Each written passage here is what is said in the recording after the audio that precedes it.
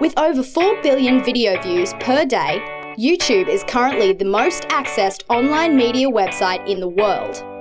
Through sponsor advertising and global monetization, hundreds of YouTube partners are making six-figure annual profits. Meet Clinton Cave.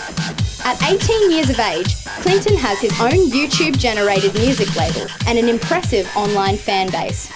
With over 60,000 YouTube subscribers, Clinton is one of the top 10 most subscribed YouTube musicians in Australia.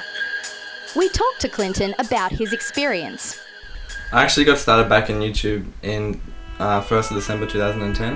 I was a musician for about 7 years in high school playing saxophone with bands, and I started to want to record my own stuff, and I started recording on my little laptop and microphone and started uploading to MySpace in 2011. I was a little inspired by an artist named Cody Simpson. I met him at State Titles for swimming the month before that. He encouraged me to start the channel and start making my own music, and from there I started recording my own videos of myself playing saxophone, and it went alright, a couple of thousand views.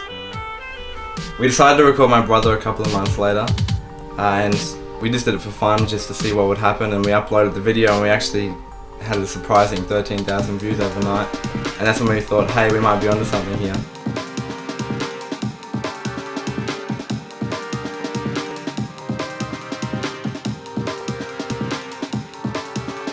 Can you tell us the process that you have to go through to become a YouTube partner? There were a lot of copyright issues which stopped me. I tried to apply multiple times. I wasn't popular enough. I wasn't submitting the right content. I was copying other people's videos apparently. But eventually in December 2010 I managed to crack it, and I was enabled to be a partner by the YouTube team. So is there anybody else who you collaborate with to make your music videos? Yeah, definitely. As a group, it's pretty much started off with my brother and myself about 2 years ago when we started with the first video. Then it's moved along. I met someone else at college named Ben Chambers, and he came into the group. And I was like, I've seen him on YouTube, and so I was like, I sing as well, and I knew that he'd left Cairns, and so he didn't have his brother who'd he'd done all of his videos with, and I was like, maybe I could worm my way in there. I took him to my room, which sounds really bad. I should have, but I did take him to my room, and I showed him all my gear and stuff, and showed him a couple of my videos. And recently I've been working with Jesse Mann. This is Jesse, who lives with myself now, and we've been making videos together. That's better. Just drag that, That's much better. That's good. So how do you go about recording a new song? What are the steps? When we're thinking about the video, what we want to do, it's sort of, I do a little bit of research first. I go onto iTunes, have a look at the top 10, have a look what's trending, what other people are doing on YouTube. Then I tend to talk with the group, see what they want to do, and have a bit of a discussion. Then what happens is I go onto the computer, I start to lay down some ideas for tracks, what the instrumental should be like, because the instrumental is the important part of the music, even though people tend to focus on the singing a lot. There's a lot of copyright issues with copying instrumentals, so I obviously have to make it all by scratch for myself.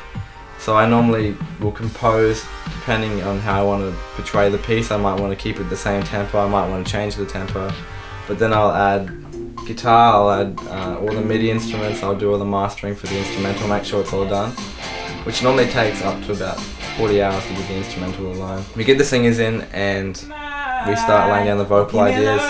We tend to change some of the vocals according to the singer, what they want to do. Oh shit. I tend to sing a bit myself, so I get Jesse to record me while I'm doing that. Then I'll take all the singing files afterwards, master them, change them around. If I need any other parts, I'll get them to come back in, I'll record it. Approximately how much money do you think you've made since you've started uploading videos onto YouTube? I wasn't making much money at all. I probably made in a year and a half $600, which might be good for the side, but it wasn't enough to support myself for living and stuff like that.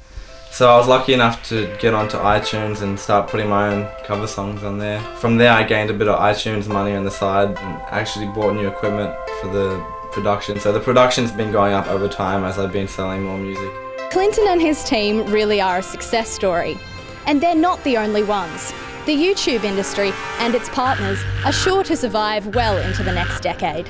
I want to be able to tour the world eventually with my group members and be able to perform on stage and just do what we love doing, playing music.